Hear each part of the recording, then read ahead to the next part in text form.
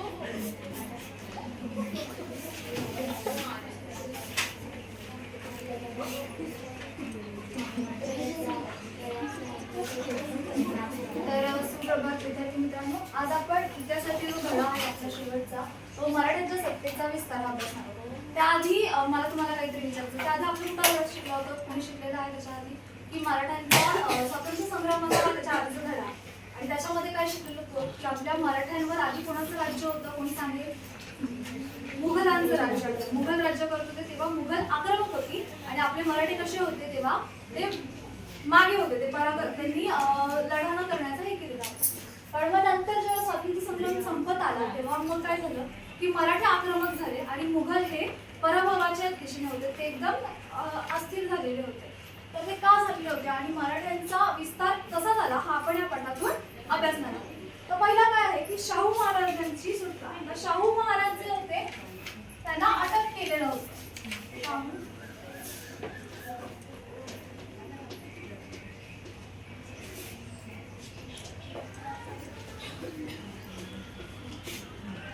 शाहू महाराज कोण बरं सांगा?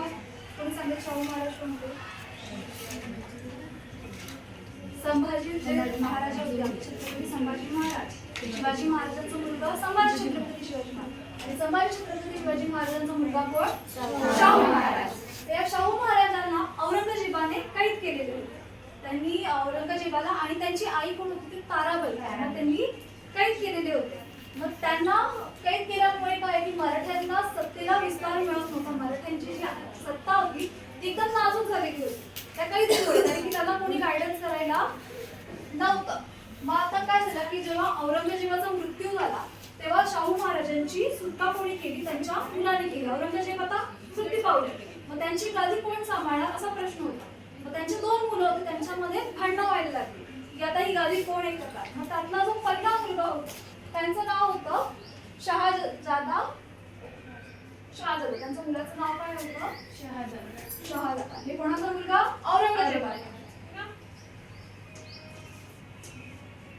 मग शहाजादाने अशी युक्ती केली की आपण आहे ना शाहू महाराजांना सुटका करूया. म्हणजे शाहू महाराजांचं आणि ताराबाईंचं यांच्यात जेव्हा भांडणं होतील तेव्हा मग मराठ्यांची जी सैन्य आहे ती आक्रमक होणार नाही, ती तुटत जाईल. ताराबाई कोण होते? तर शाहू महाराजांची सावत्र आहे. शिवाजी महाराजांच्या किती बायका होत्या कोणी सांगेल? 8 बायका होतात ना. त्यातल्या ज्या दुसरी होती त्यांच्या पत्नी ताराबाई आणि एक होती कोण? येसुबाई. येसुबाईंचा हा मुलगा होता शहाजादा. शाहू महाराज. तर मग शहाजादांनी काय केलं की येसुबाईंना आणि शाहू महाराजांना आपण सुटका करून दिली. आता सुटका झाल्यानंतर शाहू महाराज कुठे गेले? मराठ्यांचा सत्तेचा विस्तार करायचा होता त्या दिशेने ते वळाले. मग शाहू महाराज आहे हे शाहू महाराज हा दक्षिणेच्या दिल्लीकडून जात असताना त्यांनी काय केलं? शाहू महाराजांची सुटका करून दिली. तर पुढे मग सुटका झाल्यानंतर शाहू महाराजांनी राज्याभिषेक करण्याचा विचार केला.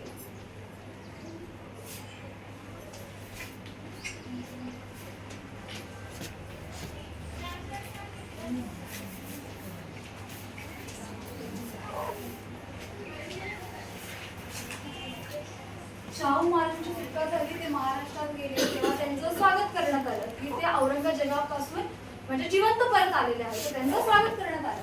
आणि मग त्यांनी सांगितलं की आपण महाराष्ट्राची गादी शाहू महाराजांना द्यावी, पण ताराबाईंनी त्यांना नकार दिलेला होता. मग त्यामुळे ताराबाई आणि शाहू महाराज यांच्यामध्ये भांडणं झाली, लढाई. त्यांना नाईला झालेल्या सावत्र आईसोबत लढाई करायला लागली. त्याच्यामध्ये आपले शाहू महाराज विजयी झालेले होते. आणि मग 1707 मध्ये ते विजयी झाले ताराबाईंसोबत. म्हणून 1707 मध्ये शाहू महाराजांचा काय झाला, राज्याभिषेक झाला.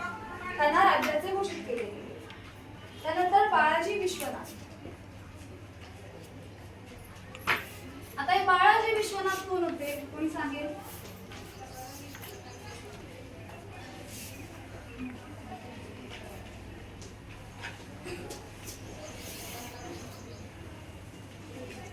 बाळाजी विश्वनाथ हे कोकणमध्ये राहणारे एक सैन्य होते. जे सांगेल कोणी सांगेल? पहिले पेशवे होते. ते त्यांना ते कोकणमध्ये राहणारे साधे सामान्य माणूस होते आणि त्यांना कामगारांची लढाईसाठी ते दिले आणि त्यांना पहिला पेशवा करण्यात आला. त्यांनी भरपूर आपले असे त्यांचे काही कामगिरी पहिले पेशवे. आणि त्यांनी काय केलं होतं की शाहू महाराज आणि ताराबाई यांच्यामध्ये तेच लढत झाला होता की कोणाला ती गादी द्यावी, छत्रपतीची गादी कोणाला द्यावी, त्यासाठी त्यांची लढाई चालूच होते. आणि मग बाळाजी विश्वनाथांनी काय केलं की शाहू महाराजांच्याकडे सगळ्यांना वळवत गेले. शाहू महाराजच आपले म्हणजे मराठ्यांची छत्रपतीची जागा त्यांनाच मिळायला पाहिजे, तेच वारस आहेत, असं काय केलं बाळाजी विश्वनाथांनी सगळ्या लोकांना, जनतेला आपल्याकडे करत गेले ते. आणि मग त्यामध्ये जे मेन होते कान्हाजी आगरे, हे मात्र ताराबाईंकडून होते.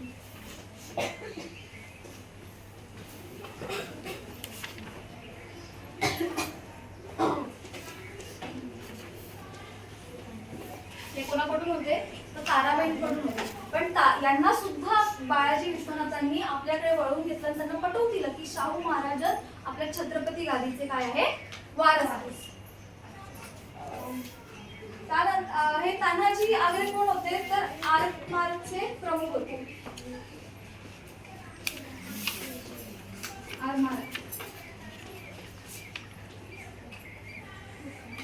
आरमारचे प्रमुख कोण होते, तर कान्हाजी आगरे.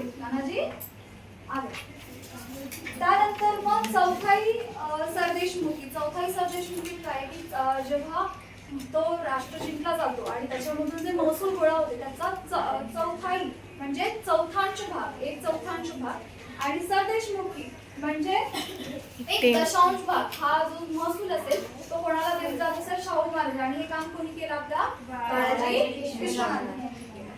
तर आता काही प्रश्न विचारते मी, त्याच्यावर त्याचे उत्तर द्या. प्रश्न दिसतोय तुम्हाला? कोणी वाचेल? पहिला प्रश्न कोण वाचणार?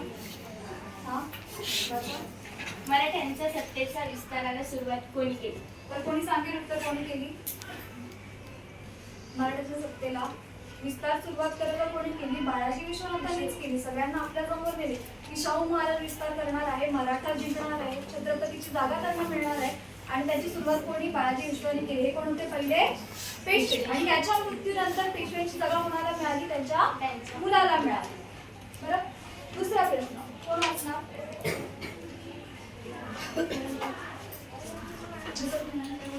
दुसरा प्रश्न कोणाने वाचला? मराठ्यांनी उत्तर भारतात सत्ता कशी प्रस्थापित केली? कोणी सांगेल उत्तर? त्यांनी सत्ता कशी प्रस्थापित केली उत्तर भारतामध्ये?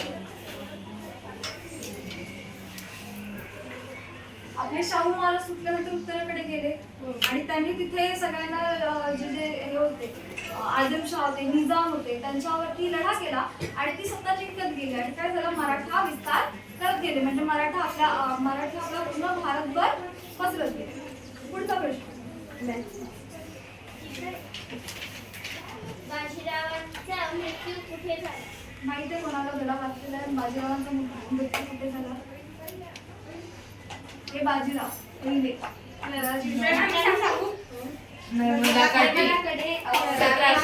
मध्य प्रदेश मधला जो नर्मदा नदी होती त्याच्या काठी ते त्यांना वातावरणामुळे आजारी पडले आणि म्हणून त्यांचा मृत्यू झाला. पुढचा रिकामा जागा आहे, कोण वाचेल?